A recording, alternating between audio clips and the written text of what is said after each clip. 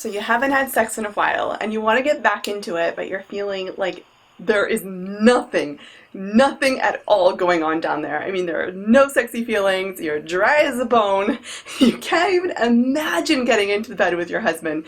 This video is for you. Sometimes I joke with my husband and I say, you know what, I need a tattoo on my arm that says I like sex, because I forget about it. And I think that's really common for us women, because the more sex we have, the more we want it. Pleasure begets pleasure. So when you haven't had sex in a while, maybe it's because you've been sick, or maybe your husband has, or you have been on some sort of trip, or maybe you've had visitors over. I mean, it's hard to have sex when your mother-in-law is in the next room. So on one hand, you want to do it because you like that connection with your husband. You know it's important to your marriage, you know it's important to him perhaps, and you want to get back into it.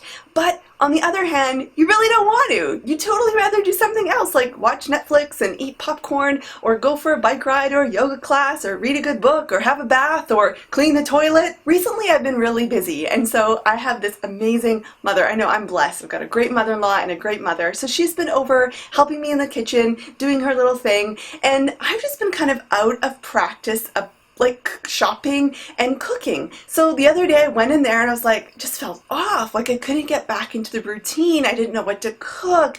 You know, the dishes were put in different places and I just felt really, really off. And it made me think how similar the feeling was to getting back into having sex with my husband again. And what really, really tripped me up was that I started to think really negative thoughts about me as a cook.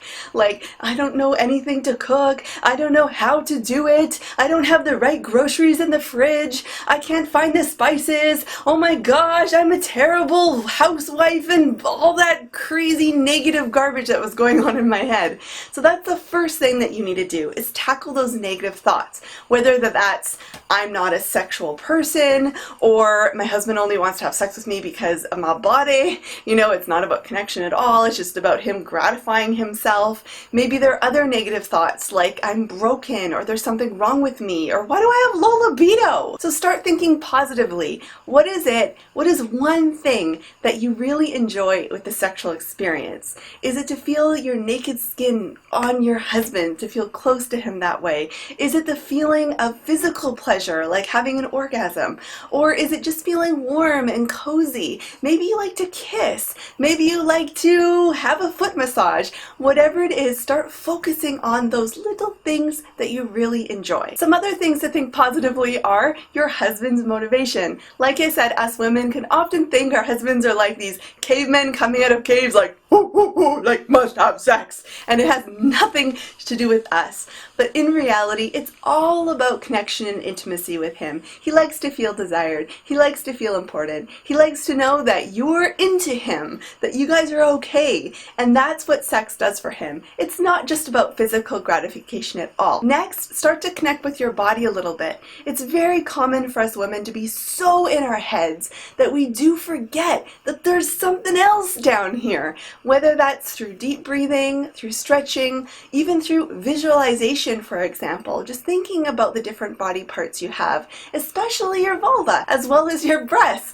So start thinking about them, maybe start exploring them. I mean, I'm not talking about like masturbation here, that freaks you out. I'm just talking like put a hand on it, you know? Send some warm, loving vibrations to it. You might even just want to put on some good music and have a dance. I have a rebounder in my living room, and that's what I like to do, is just jump and go crazy and just feel the feelings. And lastly, this is more of a long-term solution, but I want you to be fierce about this. I don't want you to settle and don't do this.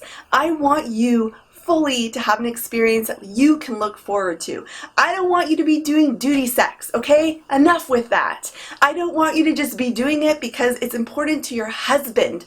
I want you, fully you, whoever you are, whatever your unique composition is, I want you to look forward to that experience. And it might not be physical pleasure that you're really excited about. It might be that real intimate connection, which requires you to slow down the sexual experience a lot more than maybe what you're experiencing right now. So fight for it, create an experience you can look forward to, and if you want to dive a little deeper, if you want a few more tips, I have a really great video I think you'll love. It's called How to Want It More Without Increasing Expectation from Your Husband, because we don't want to do that. We don't want to create more pressure on you, right? The link is in the description below. Please check out that video. I will see you later. Bye!